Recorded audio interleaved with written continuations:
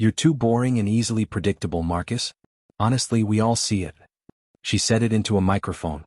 At her own birthday party. In front of 73 people. And then she laughed. Not a nervous laugh. Not the kind that asks forgiveness before the sentence even finishes. A full, open, comfortable laugh. The kind that only comes out when a person has said something they have been thinking for a long time and have finally found the right audience to say it to. The room laughed with her. Her friends Tanya and Keisha laughed the loudest. And I stood near the bar with a drink in my hand and a smile on my face, because that was what I always did. I smiled. I absorbed it. I made it easy for everyone, including her, to keep going. Then the cake came out. My name is Marcus. And before I tell you what I did next, I need you to understand who I am, where I come from, and how a man who loved his wife as completely as I loved Brenda ends up standing in a room full of people, staring at a cake with his face replaced by the head of a donkey, and finally deciding that enough was enough. I grew up in Akron, Ohio, the youngest of 4 children raised by a woman named Dorothy who worked double shifts at a hospital laundry and never once said, "I love you," out loud. She didn't need to. She drove 40 minutes in a January snowstorm to bring me a coat I had forgotten, then never mentioned it again. That was her language. That became mine. I became a man who showed up without announcement, loved without performance, and never once asked to be seen doing it. I thought that was strength. It took losing my marriage to learn what it actually was. Brenda and I met at a cookout in Atlanta 6 years before that party. She walked across a yard full of people and came straight to me, the quietest person there, and said, "You look like you're studying me." I said, "I am." She laughed, surprised because no one had ever just admitted it. We talked for 3 hours. She told Tanya the next day that I was the first man who had ever made her feel truly heard. I held on to that for 6 years like it was a promise. I should have noticed sooner when she stopped feeling the same way. The first time she called me boring in public, we were at dinner with Tanya and Keisha, 2 years into the marriage. Someone mentioned a husband who had organized a flash mob proposal renewal, and Tanya looked down the table at Brenda and said, "Can you imagine Marcus doing something like that?" The laughter started before Brenda even opened her mouth. And then she said, "Marcus doing a flash mob? He'd probably hand me a color-coded itinerary first." The table roared. I held my water glass and kept my face neutral, because Dorothy had raised me to never perform pain in public. But something shifted in me that night. Something quiet and permanent. I want you to understand something about the 6 months before that birthday party, because this is where the real story lives. Brenda had a history before me that she rarely talked about. A 4-year relationship with a man named Derek who was exciting and electric and completely unreliable. Derek planned grand gestures and forgot rent. He made her feel alive and then left her feeling gutted. When she finally left him, she chose me deliberately. She told me once, in our first year, that she had chosen me because I was real. Because I showed up. Because she could trust me the way she had never trusted anyone. I kept that sentence in my chest like something sacred. I didn't realize until much later that somewhere between year 2 and year 4, she had started confusing real with dull. She had started seeing my steadiness through Tanya's eyes instead of her own memory, and once that happened, I never fully got her back. 9 months before the party, I made an appointment with a therapist named Dr. Elaine Webb. I sat across from her in a quiet office and said, "I think I've become a joke to my wife and I don't know how to stop it without blowing up my entire life." Dr. Webb looked at me steadily and asked, "Why are you more afraid of disrupting her life than you are of continuing to disappear from your own?" I couldn't answer that question for 3 full sessions. When I finally could, everything changed. It was Dr. Webb who helped me see the pattern I had been living inside without naming it. I had built my entire identity in the marriage around being useful and undemanding. I had confused silence with strength. I had told myself that if I just kept showing up, kept loving Brenda quietly and consistently, she would eventually remember what she had seen in me at that cookout. What I hadn't understood, what I had to pay a professional to help me see, was that I had been disappearing. Slowly. Willingly. One swallowed comment at a time. One absorbed joke at a time. I had been erasing myself and calling it patience, and by the time I understood that, the erasure was nearly complete. 6 weeks before the birthday party, I called the number Dr. Webb had quietly placed in front of me during our 4th session. A family law attorney named Patricia Holt. I sat in her office on a Tuesday afternoon and told her I needed to understand my options. Walking out of that building and back to my car, I sat in the driver's seat for a long time. I didn't feel triumphant. I didn't feel liberated. I felt the specific heavy sadness of a man who has finally admitted to himself that the thing he most wanted to save cannot be saved by him alone. I drove home.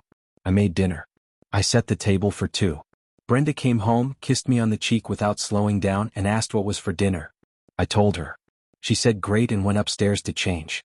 I stood at the stove and thought about Dorothy driving through a snowstorm for a coat, and I thought about how Brenda had once made me feel that same way, like I was worth crossing a distance for. I couldn't remember the last time I had felt that. I couldn't remember, and that was its own kind of answer. 10 days before the party, I was in the armchair reading when Tanya and Keisha arrived with a Pinterest board and a bottle of rose to plan the celebration. I made sandwiches because that was what I did. I set them on the coffee table and stayed in the room the way Brenda preferred, present but quiet. Then Tanya looked up with that particular smile she wore before saying something she knew would land, and said, "What if we do a boring husband appreciation theme?" Keisha laughed. Brenda glanced toward me, just a flicker, just half a second, and then looked away and laughed too. Tanya continued, "We could get a cake with Marcus's face on it, but with a cow head or something. His whole vibe, you know." I closed my book. I set it on the side table. I stood up and walked upstairs. No one called after me. Brenda glanced at the staircase once, then turned back to the iPad. I sat on the edge of our bed in the quiet and I thought about every meal I had ever made for those women. Every name I had remembered. Every time I had been in that room, present and invisible at once. Then I picked up my phone and I called Patricia Holt. I confirmed the paperwork. I told her we could move forward. 3 days before the party, Brenda left her phone unlocked on the kitchen counter and a message preview from Tanya appeared on the screen. It said, "The cake lady sent the proof, the Photoshop is hilarious." I read it. I went very still. Then I finished making dinner, called Brenda to the table and said nothing. I had learned something in 9 months of therapy, that my silence was not always wisdom. But that night, my silence was a decision. I was done asking to be seen. I had decided something cleaner. I was going to be seen fully and publicly one final time. And then I was going to walk away. The night before the party, Brenda found a receipt in my jacket pocket. I know she found it because I saw it on the dresser when I came to bed. It was from Alderman's, a quiet restaurant across the city, a table for one, a Tuesday night I had told her I was working late. What she didn't read, what I know she missed, was the address printed at the top. 2 buildings down from Alderman's was Patricia Holt's office. She set the receipt on the dresser and never mentioned it. She went to call Tanya instead. I lay in the dark beside her that night, listening to her laugh into the phone about tomorrow's plans, and I thought about the man I used to be before I started disappearing, and I thought about the man I was deciding to become. I pressed my face toward the ceiling and breathed slowly until she finished the call and the room went quiet. The party was everything Brenda wanted it to be.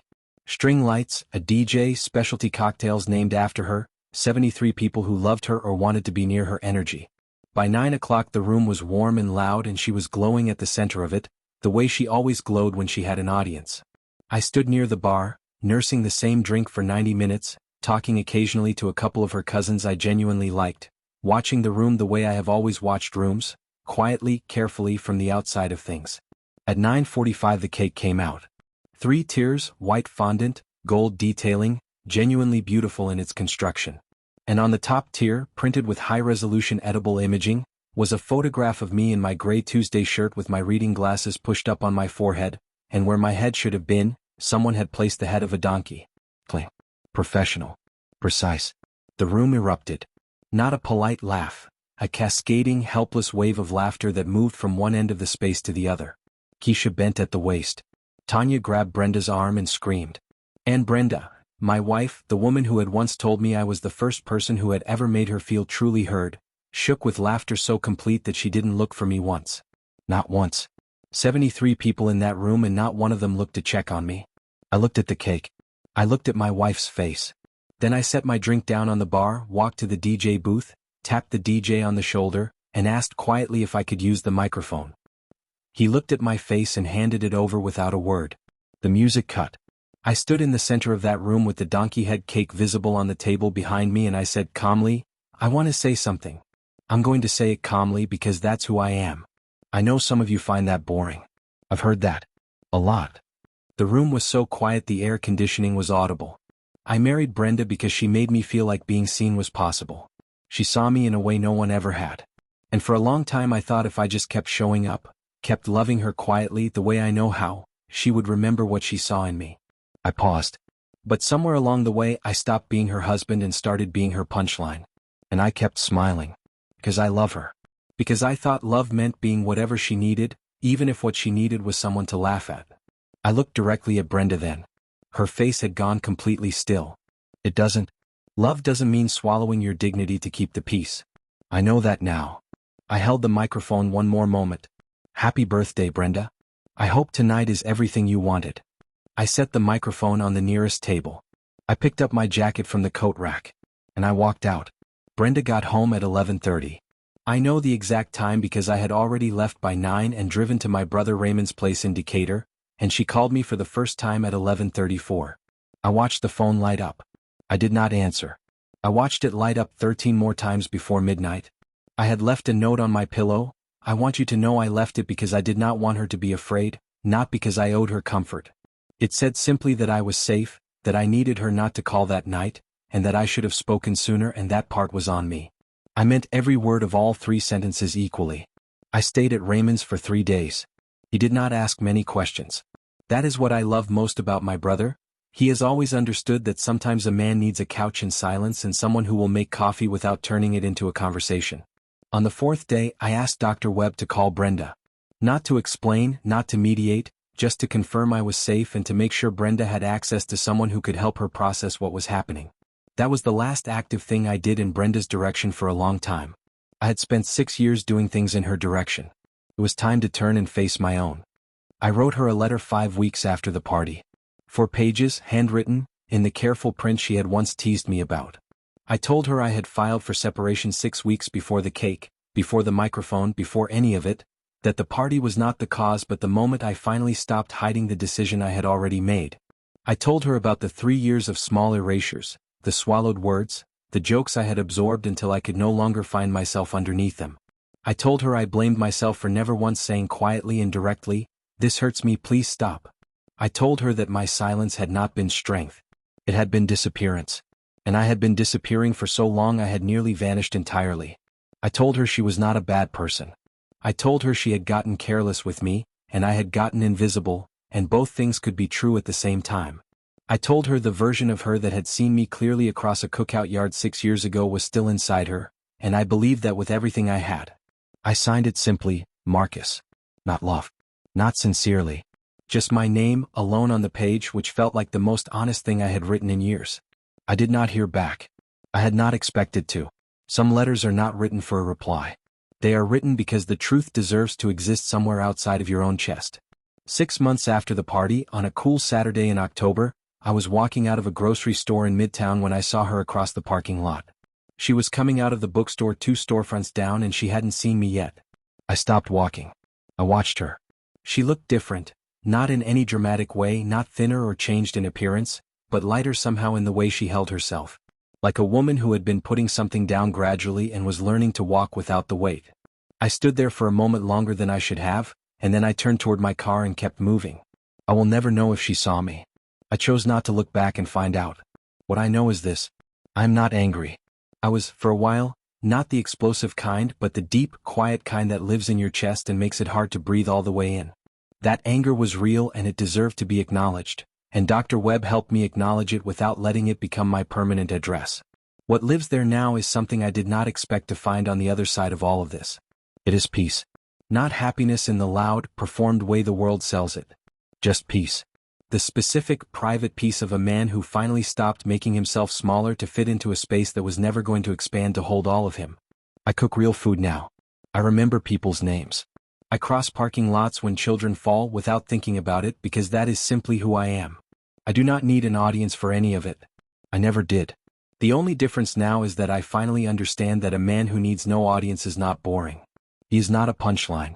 He is not a donkey on a cake. He is just a man who knows what love actually looks like when it is not performing for a room, and who finally decided he deserved to be loved the same way in return. I hope Brenda finds her way to that understanding. I genuinely do. Not for my sake anymore.